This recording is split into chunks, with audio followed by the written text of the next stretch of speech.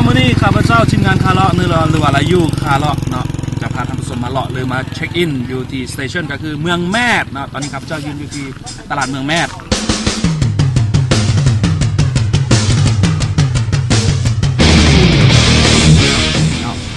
และข้าพเจ้าจะพาท่านผู้ชมไปที่บ้านน้ำเฟืองเนาะเพื่อไปชมแหล่งท่องเที่ยวแบบใหม่ๆเนาะเอิ้นว่าถ้ำพาก้าซึ่งเขาบอกว่ามีความงามความสวยงามเทียบเท่ากับถ้ำของรอแต่มีความสั้นกว่าน้อยนึงคือจะอยู่ที่5 กิโล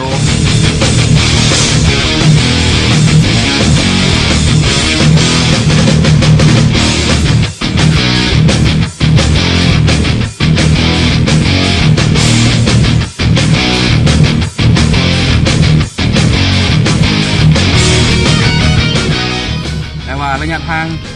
งจากนครหลวงวิจันทร์มาที่เมืองแม่ก็ใช้ระยะทางอยู่ไกลพอสมควรซึ่งจะออกจากเมืองเวียงมาก่อนที่จะฮอดกะสีแล้วนี่คือเลี้ยวซ้ายเนาะเลี้ยวซ้ายเข้ามาประมาณราวๆที่60 กิโล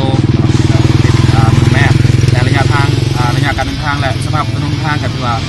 บุกบืนน้อยนึงเนาะครับท่านใดที่อยากจะมาเนาะครับเจ้าแนะนำว่าถ้าบ่แม่นรถใหญ่ที่เป็นออฟโรดเนาะก็น่าจะเป็นรถจักรแบบว่าลุยๆแน่เรียบร้อยพอสิรถวิบากพอสิมีสูงๆแน่ที่แห้งๆแน่มาก็มาได้เนาะระยะนี้ก็ถือว่าครับเข้ามาในระยะที่ยามหนาว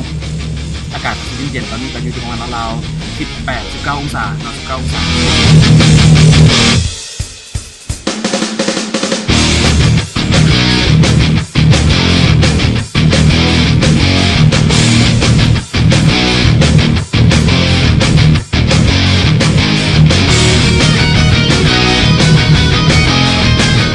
เจ้าท่านผู้ชมตอนนี้เราก็คือทางทีมงานคาร์ลพวกเขาได้มาฮอดที่ผาบักตอนนี้ก็เอิ้นเป็นผาบักบ้าน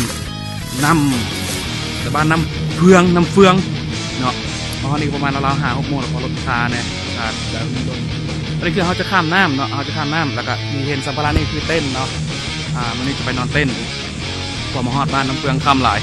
เมื่อค่ำแล้วก็คือว่าเขาตอนพักผ่อนนี่แล้วมื้ออื่นเช้าเนาะครับจะพาท่านผู้ชมไปเบิ่งถ้ำเนาะไปเบิ่งถ้ำพาก้าเนาะไปเจอเบิ่งถ้ำพาก้าเอาจะได้มือแรงจะได้ขออาศัยน้ำเด้อก่อนนอนนะเดี๋ยวมื้ออื่นบางเทื่อสิได้นะครับใครพาไปเขาอยากไปถ้ำพาก้าโดยอยากไปเที่ยวชมถ้ำพาก้าไปงานไหนบ้างเขาไปงานไหนบ้างเนาะเขาไปยามนี่น้ำหลายบ่เขาได้บ่ได้เขาได้ออกได้ก็ได้อ๋อเด้อโอเคได้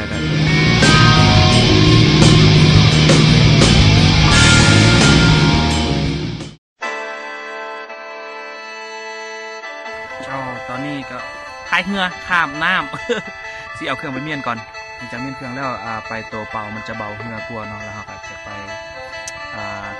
ถ้ำพาก้าเดี๋ยวพบกันอยู่พาก้า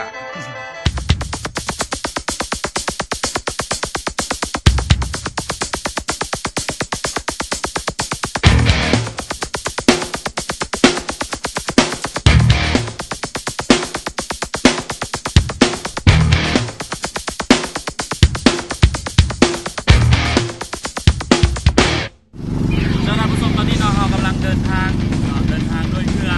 เพื่อจะไปถ้ำพาก้าเส้นทางไปถ้ำพาก้ามีที่เดียวคือ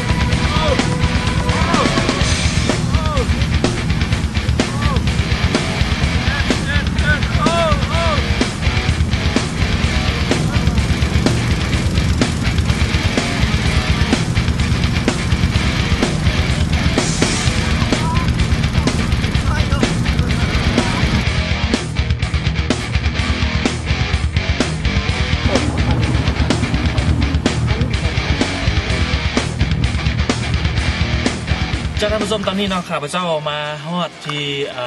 ปากถ้ำพาก้าเนาะเมื่อกี้นี่มาฮอดเดี๋ยวถ่ายหุ้นดิ้งเดี๋ยวจะหุ้นดิ้งสไลด์ให้เบิ่งตอนนี้ก็คือเขาจะจอดอยู่นี่ก่อนแล้วเขาจะเข้าไปเนาะเขาจะเข้าไปในเพื่อไปเบิ่งพาก้ามันเป็นถ้ำนะครับมีความสวยงามมีระยะทางอยู่5 กิโลเนาะ5 กิโลเขาจะไปเบิ่งว่าอยู่ในถ้ำพาก้าจะมีความสวยงามปานใดตอนนี้คือเขาจะจอดเพื่อใส่มองเนาะเขาจะจอดใส่มอง พอทางใกล้เพิ่นบอกว่าเขาจะหาปลาอยู่นี่กินเขาจะกินข้าวเที่ยงกันอยู่นี่เนาะกินข้าวเที่ยงอยู่นี่แล้วก็จะปิ้งปลาสดๆกินกันแต่ว่าบอกว่าฝ่ายสู่มองปันซีนพวกไปคือจิตตัวหน่อยเนาะจากนี้เขาสิย่างไปบ่เนาะสิขี่เรือไปอีกนี่ขี่เหืออ๋อจากนี้ขี่เรืออีกเดี๋ยวเพิ่นสิจอดใส่มองกันเนาะเดี๋ยวจะได้เบิ่งว่าเพิ่นสิใส่มองกันจังได๋ไปนำกัน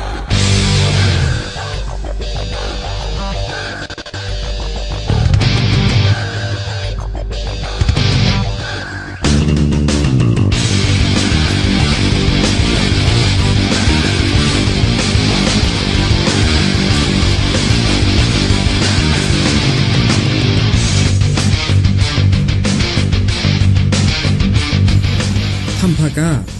ตั้งอยู่บ้านน้ำเฟืองเมืองแม่แขวงเวียงจันทน์ห่างจากเทศบาลเมืองประมาณ30 กิโลเมตรทางเดียวที่จะไปถ้ำพาก้าได้คือต้องขี่เรือจากหมู่บ้านไปประมาณ 1-2 ชั่วโมงภายในถ้ำจะมีความลึกประมาณ5 กิโลเมตรและนอกจากนั้นภายในถ้ำจะมีหินย้อยทิวทัศน์ที่สวยสดงดงามมีหินเหลื่อมระยิบระยับและนอกจากนั้นยังมีน้ำลอดในถ้ำอีกถ้ำพาก้าแม้นมี3หน่วยภูเสื่อมต่อกันและแบ่งออกเป็น3ถ้ำหลักๆดังนี้ถ้ำพาก้าเป็นถ้ำทำอิฐเริ่มจากปากถ้ำเข้าไปหาหน่วยภูหน่วยที่1และหน่วยภูสั้นที่2จะมีถ้ำที่สูงขึ้นอีกชื่อว่าถ้ำกีและสั้นที่3เป็นจุดที่สูงที่สุดและเป็นจุดที่ใช้สำหรับชมวิวเอิ้นว่าถ้ำพฤษีสำหรับรอบนี้ทีมงานเข้าไปฮอดแต่ถ้ำพาก้าแต่สัญญาว่าข้างหน้าพวกเขาจะนำเอาภาพถ้ำกีและถ้ำพฤษีมาให้ทานผู้ชมได้ชมให้ได้สำหรับท่านใดที่สนใจร่วมเดินทางและร่วมท่องเที่ยวกับทีมงานของพวกเราสามารถติดต่อมาได้ตามที่อยู่ที่ขึ้นทางหน้าจอแล้วทานจะบ่ผิดหวัง